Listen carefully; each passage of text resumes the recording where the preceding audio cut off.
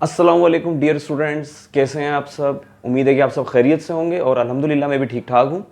और आज एक नए टॉपिक के साथ आपकी खिदमत में दोबारा हाजिर हुआ हूँ। लास्ट टाइम हम लोगों ने स्केलर वेक्टर्स के बारे में पढ़ा था, उनका इंट्रोडक्शन पढ़ा था, रिप्रेजेंटेशन या वेक्टर का इजहार पढ़ा था, और हम लोगों ने वेक्टर्स की टाइप्स पढ़ी थी। आज इससे आगे मैं आपको एक नया टॉपिक पढ़ाने जा रहा हूँ जिसका नाम है रेक्टेंगुलर कोऑर्डिनेट सिस्टम, या हम इसको कह सकते हैं कि two dimensional rectangular coordinate system. तो बच्चों इसकी जरूरत क्यों पड़ी? जरूरी नहीं कि ये टॉपिक आपको लाजमी मतलब सिलेबस का हिस्सा हो, ना हो सिलेबस का हिस्सा, लेकिन इसका सीखना बिल्कुल जरूरी है आप लोगों के लिए। वो इसलिए जरूरी है बच्चों कि इसके बगैर फिर आपको मतलब वेक्टर की डायरेक्शन निकालना नहीं आएगी कि आप किसी भी एक कार्टेशियन प्लेन के ऊपर वेक्टर की डायरेक्शन को किस तरह से निकाल सकते हो। तो वीडियो शुरू करते हैं, और वीडियो शुरू करने से पहले आप सबसे मेरी दरख्वास्त है कि अगर आप मेरे चैनल पर नए हैं तो मेरे चैनल फिजिक्स की दुनिया विद राहिल कंवर को जरूर सब्सक्राइब कीजिएगा और बेल आइकन को भी प्रेस कर दीजिएगा ताकि नई आने वाली वीडियोस की नोटिफिकेशन आप तक पहुंच सकें। वीडियो शुरू करते हैं बच्चों।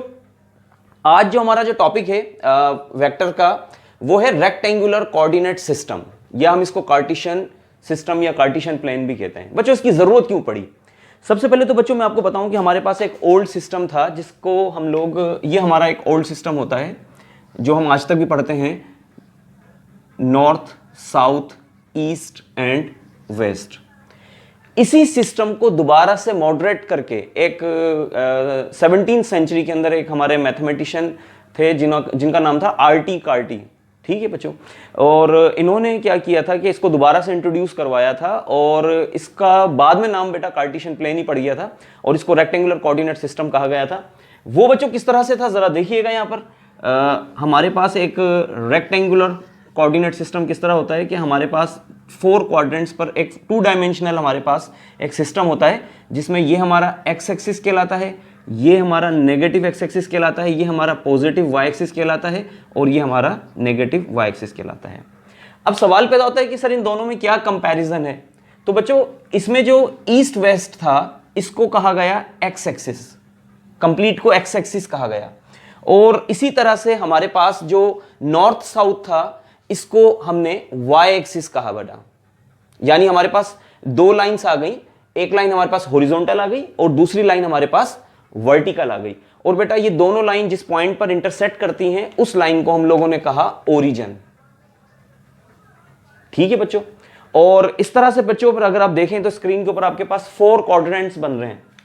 ये हमारा फर्स्ट क्वाड्रेंट, ये हमारा सेकंड क्वाड्रेंट, ये हमारा थर्ड क्वाड्रेंट, और ये हमारा 4th क्वाड्रेंट। ठीक है बच्चों, इस प्लेन का जो नाम रखा गया बेटा उसका नाम रखा गया कोऑर्डिनेट एक्सिस।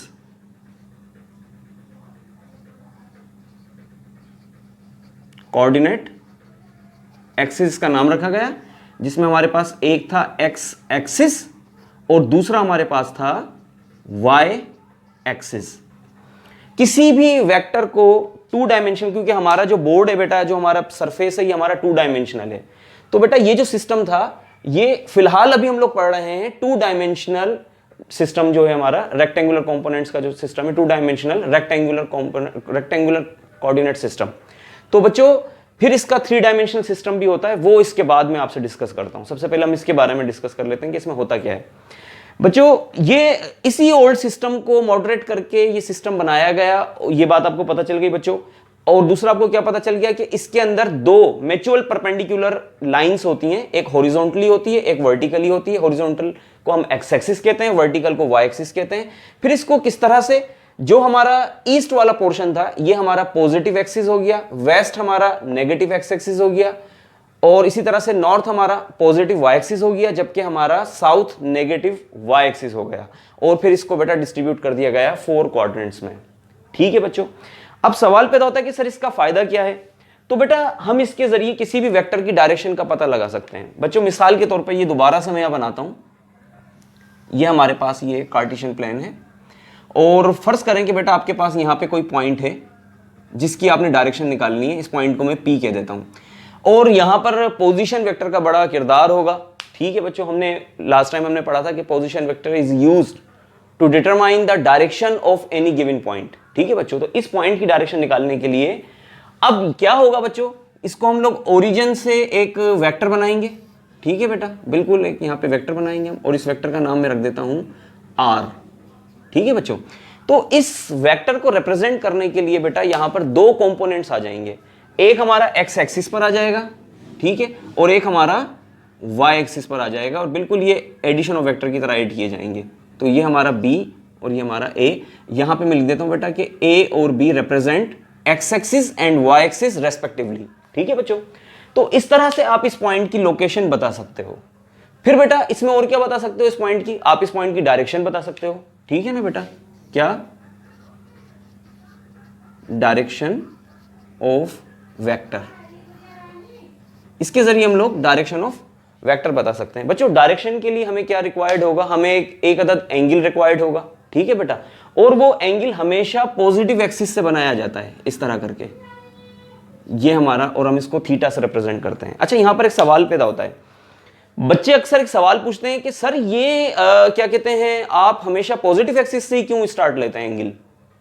तो अब मैं इसका क्या जवाब दूं, इसका जवाब ये होगा कि आप तो मुझसे ये पूछ रहे हो कि सर आपका नाम राहील ही क्यों रखा गया, आपका नाम असलम क्यों नहीं रख दिया गया, खालिद क्यों नहीं रख दिया गया।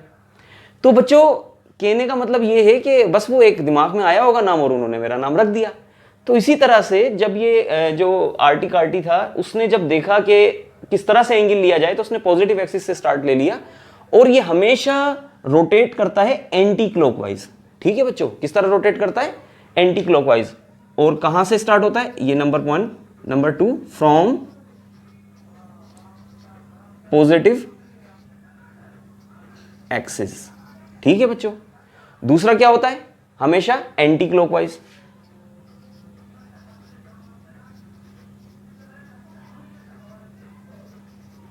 हमेशा एंटी क्लॉकवाइज होता है, ठीक है बच्चों। इसके जरिए बेटा आपने हमेशा जब भी यहां से लोगे तो आप हमेशा के हमेशा आप किसी भी क्वाड्रेंट्स में ना आप वहां पता लगा लोगे कि आपका वेक्टर बन कहां रहा है, लेकिन आपने स्टार्ट यहीं से लेना है। मिसाल के तौर पे बच्चों आपका पॉइंट यहां पर है, ठीक है, तो फिर आप ये यहां से एंगल यहां तक लोगे, ठीक है, तो आपका फिर वेक्टर यहां पर आ जाएगा। तो ये कितना होगा, तकरीबन आप समझ लीजिए कि बेटा ये आपका हो गया 90, और 90 में आप क्या कहते हैं, शायद हो सकता है कि मिसाल के तौर पे ये 45 है यहाँ तक, ठीक है ना बेटा, ये वाला 45, तो 90 और 90 के अंदर आप 45 को और ऐड कर दें तो आपका तकरीबन 135 आ जाएगा बच्चों। तो ये 135 पे बन गया। इसी तरह फर्ज करें कि आपका वेक्टर जो है 270 पर है, तो भी फिर बेटा आप यहां से चलेंगे और ये आप 270 पर आ जाएंगे, ठीक है बेटा। ये 90 90 180 में आपने 90 और ऐड किया तो ये आपका 270 हो गया। मिसाल के तौर पर अगर यहां कहीं बन जाता है तो फिर आप यहां से आगे चलेंगे इस तरह से बच्चों। समझ में आ रही बेटा आप लोगों को बात मेरी। तो कहने का मतलब यह है कि हमेशा हम लोग जो स्टार्ट लेंगे वो हम पॉजिटिव एक्सिस से लेंगे, फिर उसके बाद हम किसी भी वेक्टर को लोकेट कर सकते हैं, उसकी डायरेक्शन या उसका एड्रेस बता सकते हैं कि वो वेक्टर कहां पर बन रहा है, किस क्वाड्रेंट में बन रहा है, ठीक है बच्चों। इससे रिलेटेड मैं आपको कुछ सवालात भी करवाता हूं ताकि आपको पता चले कि आपका वेक्टर है कहां पर। शुरू करते हैं। फर्ज करें बच्चों आप इसी फर्स्ट सेकंड थर्ड क्वाड्रेंट को मद्देनजर रखिएगा। पहला सवाल बेटा मैं ले लेता हूं कि मिसाल के तौर पे मेरे पास एक्स वाई प्लेन, इसको हम एक्स वाई प्लेन भी कह सकते हैं, ठीक है बच्चों। हमारा एक्स वाई प्लेन पर दो नंबर्स हैं, एक है 2 और एक है 3, ठीक है बच्चों। अब इन नंबर्स के हिसाब से आपने बताना है कि आपका वेक्टर कहां बन रहा है। हम इसको थोड़ा सा पॉइंट आउट, इसको हम लोग मार्क्स कर देते हैं। जैसे ये 0 है तो ये 1 2 3 4 5 6, इसी तरह 1 2 3 4 5 6, यहां पर -1 -2 -3 -4 -5 -6, नीचे -1 -2 -3 -4 -5 -6। ये negative Y axis, positive Y axis, positive X axis, negative X axis. अब आपने देखना है कि आपका 2 पहला वाला पॉइंट बेटा एक्स एक्सिस को रिप्रेजेंट करता है, तो हम यहां पर आ गए, ये आपका पॉइंट 2 है। और यहां से 3 पर आए बेटा आप, तो 1 2 3, तो ये दोनों आपका पॉइंट यहां पर है, तो ये आपका वेक्टर ओरिजिन से इस तरह करके बन जाएगा, ठीक है बच्चों। और आप इसके जरिए, अब सवाल पैदा होता है कि सर इसका एंगल कैसे निकालें, तो बेटा उसके लिए आपको डी का इस्तेमाल करना पड़ेगा। जो हमारा जो डी स्केल होता है आप उसको यहाँ पे रखिएगा और आपको ये एंगल बता देगा कि इसका एंगल कितना बन रहा है, और उस एंगल की वजह से इसकी डायरेक्शन का पता चल जाएगा। अब फर्ज करें 30 है तो बेटा ये इस तरह होगा, ये इसकी डायरेक्शन होगी। 45 है तो थोड़ा सा ऊपर बीच में हो जाएगा, ये ऐसे इसकी डायरेक्शन होगी। 60 है तो बच्चों ये ऐसे हो जाएगा, ये इसकी डायरेक्शन होगी। 90 है तो बेटा ये हो जाएगा, इसकी डायरेक्शन ये होगी। 0 है तो बेटा इसकी डायरेक्शन ये होगी। इस एंगल के जरिए आप पता लगा सकते हैं कि इस वेक्टर की डायरेक्शन किस जगह पर है। ये वेक्टर को अगर हम बढ़ाएं तो ये वेक्टर कहां पर जा रहा है। ठीक है बच्चों, इसके अलावा दूसरा एक और पॉइंट ले लेते हैं हम लोग, बी। मिसाल के तौर पे बी हम लोग ले लेते हैं 2,-3 ले लेते हैं, चलें। ठीक है बच्चों, तो अब पॉजिटिव एक्सिस तो बेटा हमारा यही है, 0 1 2, क्योंकि पॉजिटिव है। 3 माइनस में है तो 0 से 1 2 3, ये पॉइंट बेटा ये वेक्टर है। अब आप यहां ओरिजिन से यहां पे एक लाइन ड्रॉ कर दें जिसको हम पोजीशन वेक्टर कहते हैं, और आपको आपका वेक्टर पता चल जाएगा और इसका एंगल भी पता चल जाएगा कि कितने एंगल पर बन रहा है। ठीक है बच्चों, इसके अलावा मैं एक सवाल और ले लेता हूं, सी। मिसाल के तौर पर हम लोग ले लेते हैं -3 ले लें और +2 ले लें आप, तो अभी कैसे बनेगा? -3 1 2 3, -3 हो गया, और +2 1 2, ये आपका पॉइंट हो गया बेटा, और आपका वेक्टर इस तरह से बन रहा है। अब इसमें एंगल पता चल जाएगा बेटा, 135 के एंगल पर ये आपका वेक्टर बन रहा है, इसकी डायरेक्शन है बच्चों। ठीक है बच्चों, इसी तरह से फर्ज करें अगर 0 हो जाता, मिसाल के तौर पर आपका ये होता 0 और 3, तो अब 0 से मुराद ये है कि आपका, मैं इसको थोड़ा सा रिमूव कर देता हूं। 0 से मुराद है कि आपका एक्स एक्सिस पर तो कोई फर्क ही नहीं पड़ा है, सिर्फ 3 पर पड़ा है, फिर पॉजिटिव वाई एक्सिस पर पड़ा है, तो 1 2 3, यानी आपका वेक्टर इस डायरेक्शन में है। इसी तरह से बच्चों एक और ले लेते हैं कि अगर आपका इस तरह से होता 3 और 0, तो क्या होता? तो 1 2 3 और ये 0, आपका वेक्टर इधर होता है, एक्स एक्सिस पर होता बिल्कुल। ठीक है बेटा, इसी तरह से अगर -3 हो जाता, -3 और 0, तो बेटा हम उल्टा चलते, 1 2 3, ये -3 और ये आपका 0 है, इसका मतलब है वाई एक्सिस पर कोई काम ही नहीं हुआ है, ये आपका वेक्टर की डायरेक्शन हो गई। एक वेक्टर की डायरेक्शन ये हो गई, एक इस तरह से हो गई। तो बेटा इसको हम लोग कहते हैं रेक्टेंगुलर कोऑर्डिनेट सिस्टम, या इसको हम लोग कार्टेशियन प्लेन भी बोलते हैं, और बेटा इसको 2 डायमेंशनल रेक्टेंगुलर कोऑर्डिनेट सिस्टम भी कहा जाता है। ठीक है बेटा, और इसके जरिए ही बच्चों हम लोग वेक्टर को लोकेट करते हैं, पोजीशन वेक्टर का पता चलता है, और ये आगे आपके बहुत काम आएगा बेटा। ठीक है, और एक बात और याद रखिएगा बच्चों, सरफेस आपका हमेशा 2 डायमेंशनल ही है, इस पर आप हॉरिजॉन्टल को एक्स एक्सिस से और वर्टिकल को वाई एक्सिस से शो करेंगे। ठीक है बच्चों, अगर आपको इसमें से कुछ स्क्रीनशॉट लेना है तो आप ले सकते हैं। इसके बाद मैं शुरू करूंगा 3 डायमेंशनल रेक्टेंगुलर कोऑर्डिनेट सिस्टम, जिसको बेटा हम लोग स्पेस भी कहते हैं। 3 डायमेंशनल कोऑर्डिनेट सिस्टम को हम लोग स्पेस भी कहते हैं। ठीक है बेटा, याद रखिएगा। और ये वाकई स्पेस में बन सकता है, क्योंकि हमारा जो बोर्ड है ना बच्चों, वो 2 डायमेंशनल है सिर्फ। ठीक है बच्चों, इस पर या तो हम लोग एक्स एक्सिस पर लाइन को ड्रॉ कर सकते हैं, या हम लोग इस पर वाई एक्सिस पर लाइन को ड्रॉ कर सकते हैं, जेड एक्सिस नहीं हो सकता।